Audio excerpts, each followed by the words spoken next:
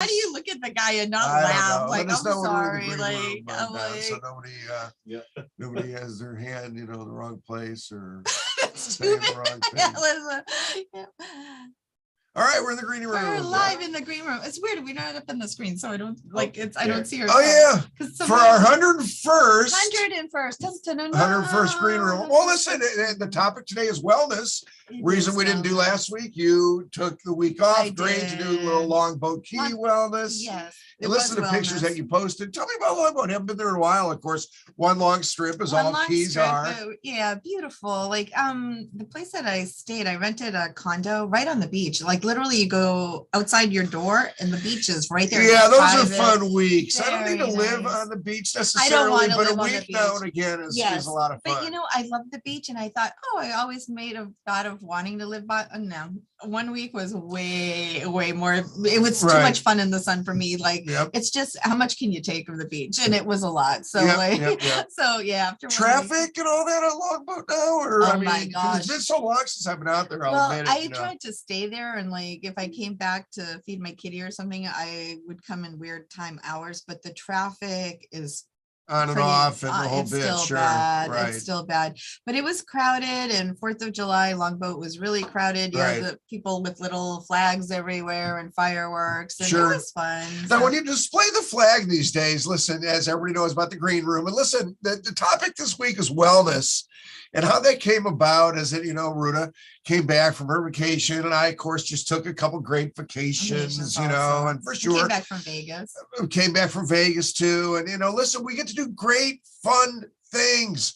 But I still think there's a malaise that's kind of going on right now because of the muck that we're all dealing with in 2022.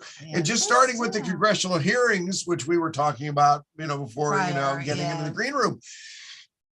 The overwhelming story of what happened after former President Trump lost the election and because of his malignant narcissism couldn't admit to his loss after everybody told him that he lost. Person around him and the impact that he's had on our country, because of that narcissism. And listen, I respect those that are standing up now and telling the story of how it came down, but where have they been? And where are the other ones that keep claiming the 5th? I'm sorry. You know what? Well, claiming the 5th and meeting in Las Vegas with former President Trump to plan his campaign for 2024.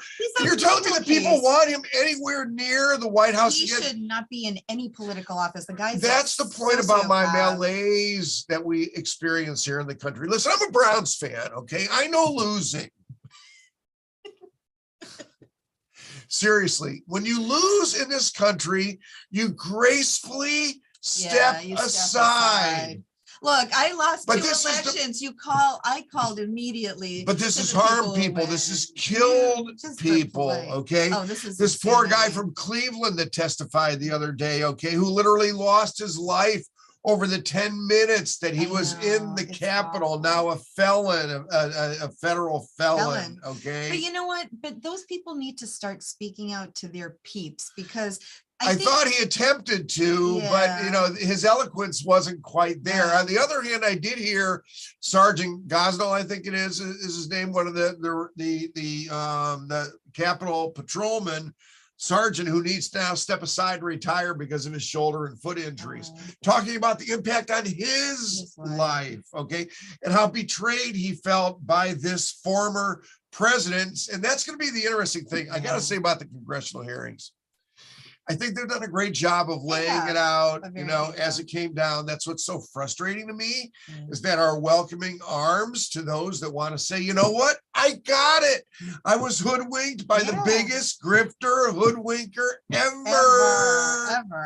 And now here's his personal lawyer in the Senate. Can you only imagine that meeting on the 18th, of running around the White House and Mark Meadows having to escort Rudy out.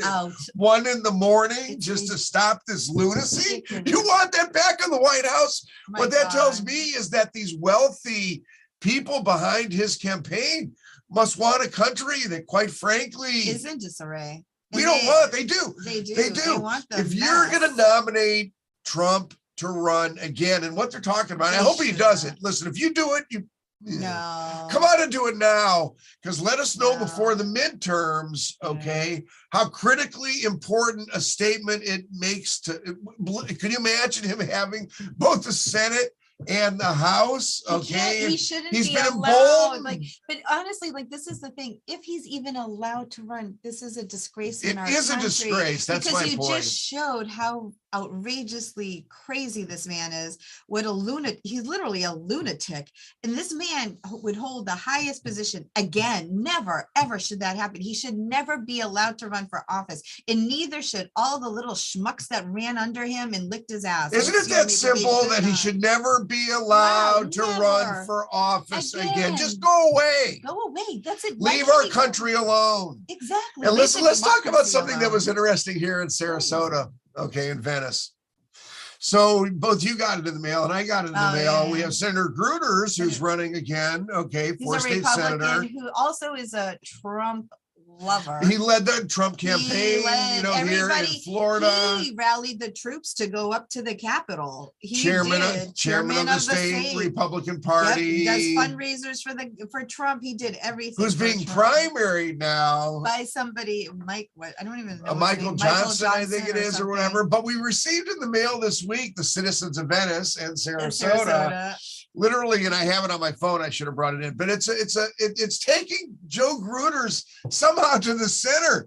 It's saying that this Michael Johnson is the MAGA red. When Joe Gruters is sitting on the plane, Trump's plane on Air Force One with Trump. Are you kidding me? Now he's center or central. Come on, he is not a centrist or whatever. So there's going to be a very interesting Tiger Bay coming up, where I hope somebody asks Senator Gruters if you recognize President Joe Biden.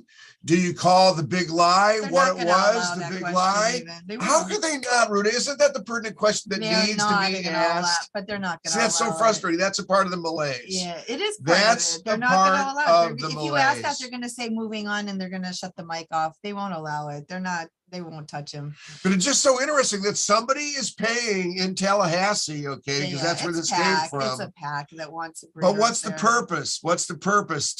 I mean, how can Senator Gruters be viewed as anything but full-blown MAGA? They're trying to put somebody to the right. They're trying to put somebody to the right of him. I don't know why all of a sudden Gruters. I mean, they sent out guys. You got to see with the thing with the clown nose. But unless Gruters thinks like he's going to be getting put down, and honestly, I think Gruters. I hope there's an investigation of him too, because he did have his hand in the January 6th insurrection. So did Christian Ziegler. The two of them did. Don, I don't know if this is something that's showing up on. You can see it a little bit. Yeah.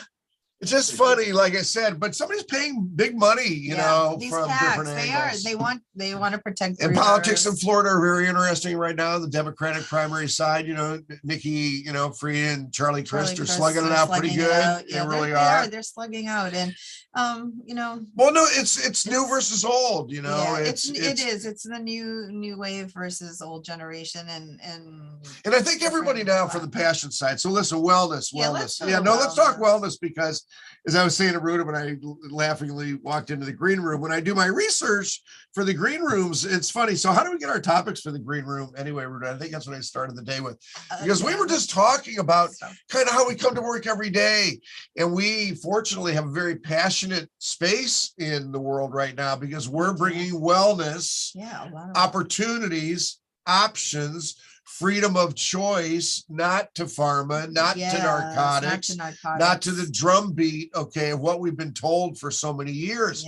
So we have a role to play in the wellness battle. Absolutely. And I think wellness, I mean, people always think, physical, but it's mental wellness. There's so many kinds of wellness. So per Merriam-Webster, wellness, a noun, the state of being in good health, especially as an actively pursued goal, right? Well, wellness is a pursuit. It is a pursued goal. And then you get, and I was laughing with Don about it, because people make careers out of this. I actually reached out to a couple. There's like wellness coaches. Of course, there are. Of course. Of course. And don't we have a funny labor market right now too? Oh my God. Isn't it weird? I don't know. Okay, I just want to know where these people, where are they? Where'd they go? And how are they living? How are they buying food and gas? What jobs do they have? Because nobody's working. It seems like nobody's really working. Weird. It's really and you weird. read about it. We know it's impacted us here. It's very bizarre. Like, I really just want to know where they all disappeared to. I'm like, how did the labor force just up and leave everywhere? And it's like, I thought it's just Florida, but I was talking to relatives in Chicago, Boston. Everybody's like, Arizona. Everybody's like, there is no help. Well, there's anywhere. that one commercial that you may see where the shipping manager is leaving her job, and she's leaving to find herself. And she's driving off in her little. And the gal says it's an Indeed Indeed commercial or something, right? And where are people going? Where are they? They can't have all opened their own business. They can't all get it's online really weird. jobs. I'm telling you, unless Canada, like, I don't know. Some people make careers out of wellness coaches. Wellness they write coaches. Books over it. Literally. There's a lot. They do a lot doctors of public, wellness. Lots of public speakers. So you find certain things right on the Google machine, of course, but there are 7 aspects of wellness, Don. Okay, commonly viewed as having 7 dimensions: mental, physical, social, financial, spiritual, environmental, interestingly enough, and vocational. What's like your job? Your job or your calling. So that's and then a little bit further down, okay, you can see the 4 pillars, and so this is interesting. It is interesting, but I think if you look at it, it's very where we're at in 2022 right now. To me, is just a very unique period of time where your beliefs, okay, are so hardened, okay, by whatever it is stream that's coming at you. So we were talking before getting into the room, Don, younger generation, okay. Yeah, the TikToker. Half behind you and 1.5 behind, whatever. Because no one's going to talk about being 66, at least for another half a year.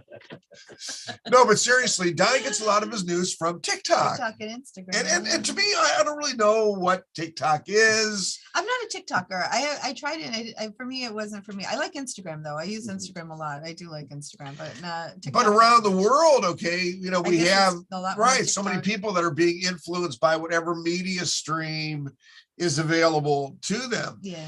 Once again, if you want to talk about some degree of malaise, the release of the Uvalde tape, okay, from the school,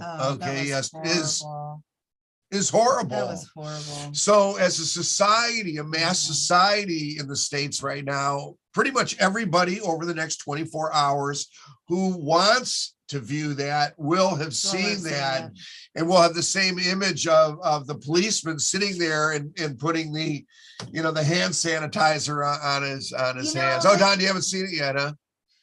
Well, listen, you have kids in schools. It's too hard to watch. It is. Like the Uvalde families, like I agree and I disagree a little bit. I can't because they lost their children, so I don't have a right to say anything.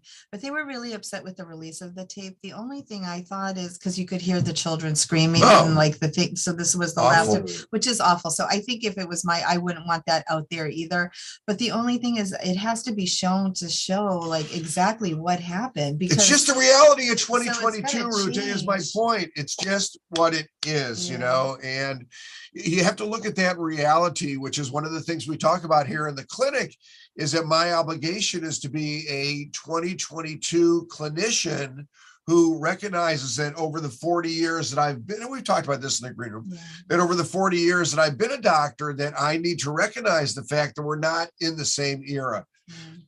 People grow up differently. We have different perceptions, different things coming at us every day, different values. Okay.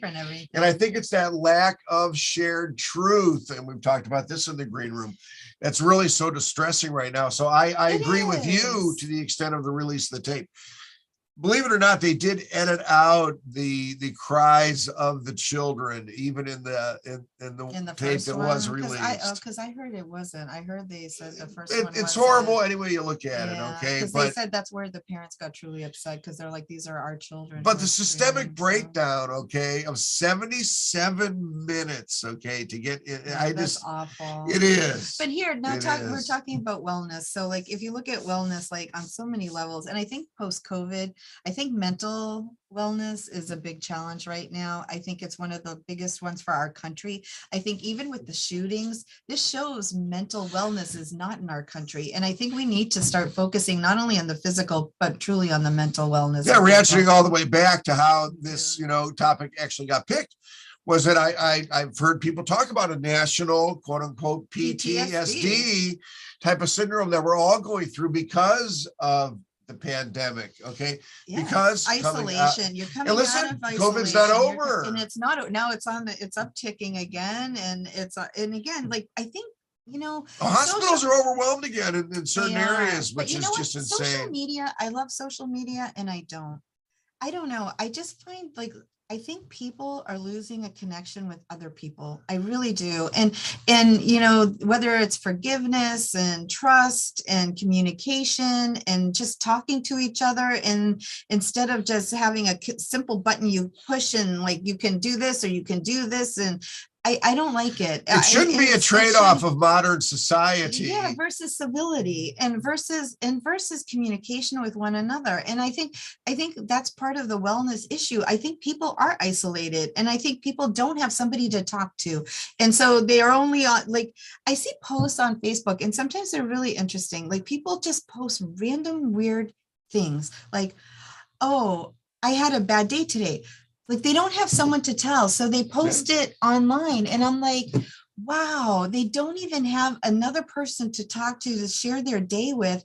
All they can do is share that on a it's disconnecting. It's like, I think we lost a lot of like human bonding, and it becomes even more acute after you do a little bit of travel and you go to areas that don't live the same way that we do right now. Yeah, they still have social communication. They do. They have very tight-knit communities. You do, it's almost, and I can remember us bringing this up in the green room once. It's funny when you have 100 episodes, but when the porches went from the front to the decks in the back of the home, it took people to the back and not out in the front where people would be walking their dogs and doing this and say hey. Hi. You talk to your neighbors. You know your neighbors. Like, exactly. Like, I like. And how do we get that back? I mean, it is. It's a part of that wellness struggle of what you personally need in your sandbox. But I think what we all need in our sandbox are others. We need others to play with. You do. I don't want anybody kicking over my dump truck when I've got it filled up with sand. Remember, see, like, now for me, like, those were like my best days playing. I'll help you buy your truck. Like, but remember playing in a sandbox? I used to fight with my nephews because I was the only girl, and there were like 7 boys and I was the only girl, and we used to sit in the sandbox and they used to pick on me. So I had like this little monster green truck, and I used to like hike it out, but like there was playing, and you like bond with like even like your cousins and your nephews and your brothers, and like you just like talk. Listen, you need 2 people to be on a teeter-totter. Yeah, you need 2 people. You can't teeter-totter with only one person. You need 2. And like, I don't know, I just feel like we lost so much, and like, for stability, like financial stability too. Like, I think that's a big burden in this country. And I think they set people up here from the time you enter college. I just remember the first day on campus, the credit card companies are all in the quads. I was like, you get accosted by like 20 people. Open your brand new college student. Open, get credit. They're throwing credit cards at you. Nobody's taught you how to use them. So you get in debt with that. Then you're taking student loans out because of college. So by the time you finish, you're already sunk.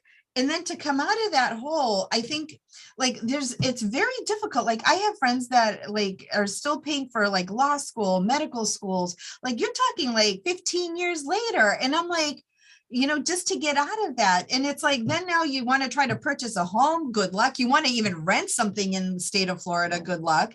And it's like, I think that's a big burden. And I think that puts a stressor on family relationships and on every relationship. But who wants to put roots down in a place where you're seeing your rights being taken away? That's the only other thing with that's so significant right now, because people need a vision of stability. They need a vision of freedom.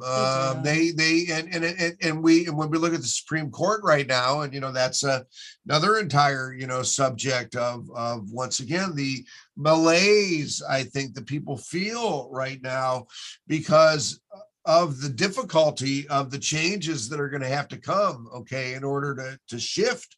It's a theocracy to a certain extent. If you look at where these decisions are coming from. No, it is a theocracy. And we can't go there. That's not the way this country is. It just isn't. But again, like you're talking about even but it's been conscious in how they've done it. But this is the other thing. So you talk about even spiritual wellness. And so like on a spiritual wellness side, I don't know, like I see a lot of hypocrisy. Like, I don't know, because you have the Christian right. I don't see a lot of spirituality there. I think they're just throwing like some ardent belief that's been like drilled into their head that they have to support something.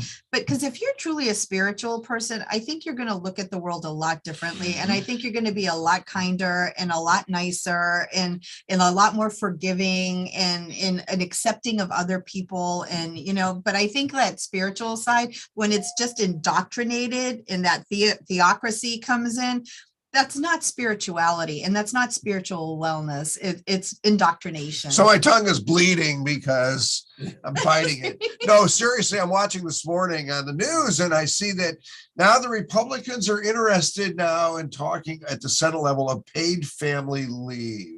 Okay.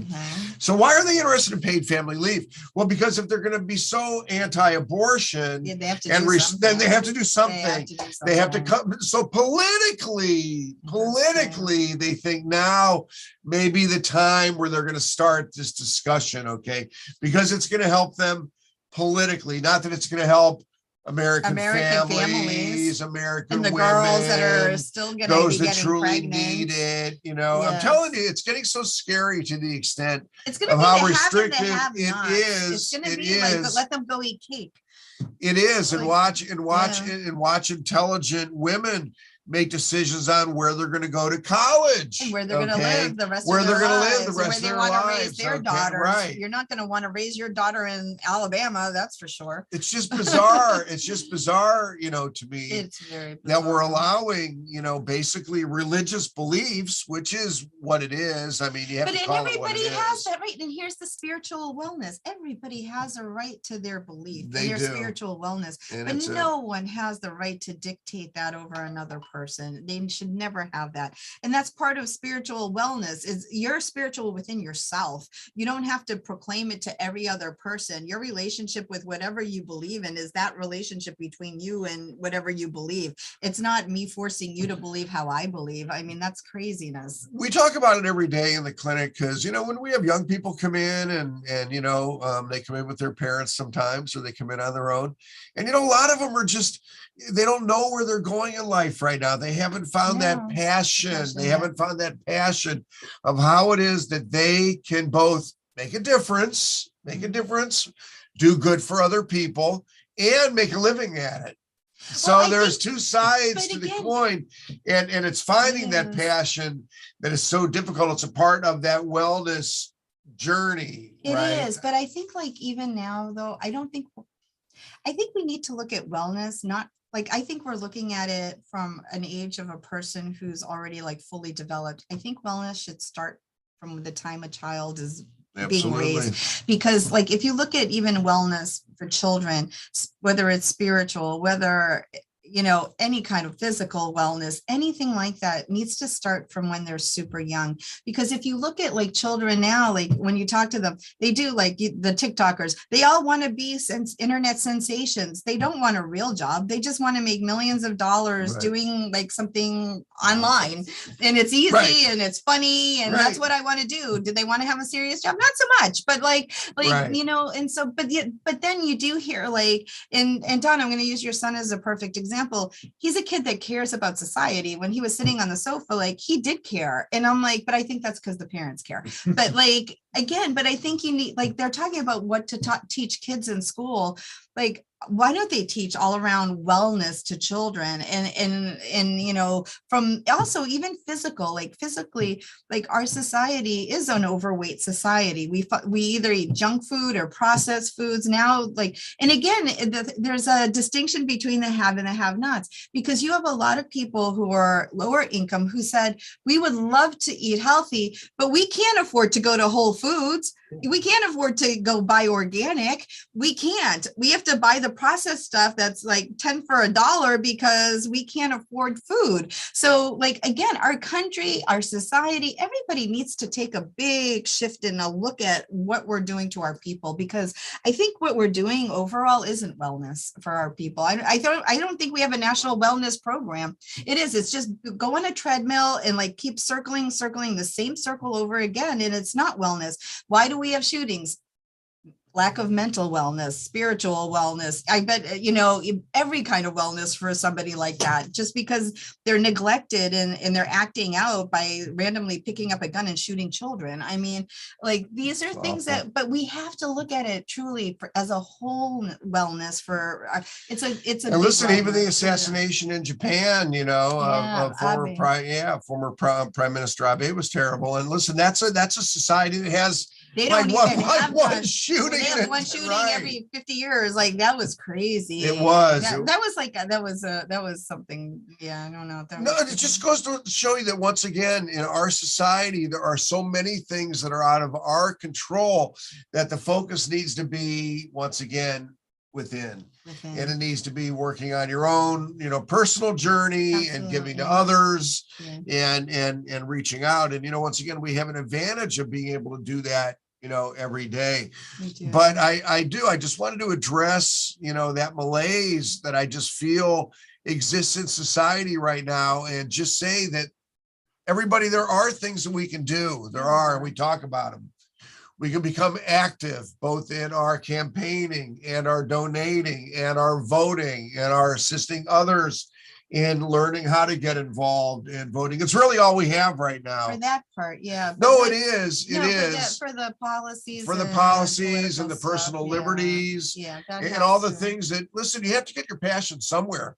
I guess my point is, I'd rather see people get passionate again about those things that can make a tangible difference in their lives and others to the positive. But this is where the wellness comes in again. And it's a wellness of the whole country, because if you look at, like, people are fed up with politicians and politics in DC and Tallahassee. I don't care, local government. People are really sick of it. Nothing changes. Nothing really benefits them. It's the same thing over and over and over and over and over and over for decades. And so, like, I think what happens is people become complacent, and it's just because they don't see the change. So, like, you're right about the passion, but you need to also spark that passion to start electing people who have a passion. I think people that are career politicians, they're not good. And I hope our country one day will go to term limits on everything, because once you're sitting in an office for 40 years, I'm sorry, one, you don't have the passion. Two, you don't have the reality truly of what's behind you, because you're living in la la land once you're, I think, in politics for that long. And you need to touch back with reality. And, you know, like, these people who are sitting in the Senate and the Congress, they're making these decisions. Some of them have been sitting there decades. And so they see everything come and go. They're getting money from their PACs, from their supporters. They push agendas that they all want because they're sitting there that long. And then this is on both sides. And that's why the Uvalde tape is important. To hit these politicians in the face with it, you know. And that's what, and I agree with pretty much everything you say, except for the fact that Trump himself and his dishonesty, and his denial of a free press, and his distrust of every judge and court, including the ones that he himself appointed, and his desire and the desire to bring others along with him to tear our institutions down. That's what's been unique about this, that I really don't have the understanding about how that outlier can't be called the outlier for who he is. That's why I think Liz Cheney, listen, they talked about giving Pence the Congressional Medal of Honor for not going along with the scheme. No. I want Liz Cheney. I want Liz Cheney. Okay. She deserves recognition. She does. And especially if she loses her primary to some lunatic. That's the stupid thing. There's still people that are running on the big lie. That to me, once again, it scares me because what is the intelligence of our country then? Like, do you know what I mean? That's what frightens me is like, really, where's the intelligence of this country? So my call is to not be complacent, to not let the overwhelming malaise and weight of what seems to be insurmountable idiocy, okay, to overwhelm us, and to stay engaged. Make it a part of your passion play, a part of what makes you healthy in the wellness side, to know that you're doing what you can to try to listen. I'll be honest with you, and Patty and I have talked about it. If Trump gets nominated again by the country, it's almost time to say, oh my God. And who wants to leave the greatest country in the world and allow that to drive you away? But a country that can allow somebody who couldn't walk away when he lost to get back in that office again. That to me, that we've gone over a cliff. But you know what? But it's not even our country. I think our world is like just in a weird place. Look at Putin. Putin's allowed to do whatever the hell I just will never forget Donald Trump when he said, I can take a gun, shoot somebody on Fifth Avenue and nothing will happen to me and I'll never be arrested. That's almost what Putin is doing in Ukraine. And so when these people who are these madmen, they write the rules for themselves and they get away with it. And that's why we can't let that happen in this country. And I don't know what they're going to do with Trump, about Trump, this, that, whatever. But the thought of him getting back nominated is just the utmost lunacy to me. And even that. So it is. And I think like going back to the wellness thing, with Ron as the second choice. God, yeah. Right. It's awful. No. Talk about malaise. No, that's a different malaise on it. So that's going to be a true theocracy of the whole. Well, no, listen, in between now and when session comes up, we'll see if he calls a special session to do some of the things that we know he wants to do. And same with the Supreme Court. So and again, here you are, if you're a woman right now, talk about wellness. Are you kidding me? Like mental wellness and physical wellness and financial wellness. Those three just got attacked by the Supreme Court as a female. So, if you're lower income, if you're, living in a state that is banned this, you're talking financial burden to go to another place, the physical burden of what do you do with your body, because now all of a sudden somebody's telling you what to do, and mentally the anguish that goes along with both of those is ridiculous. So I think right now there's a tremendous stress on women's wellness.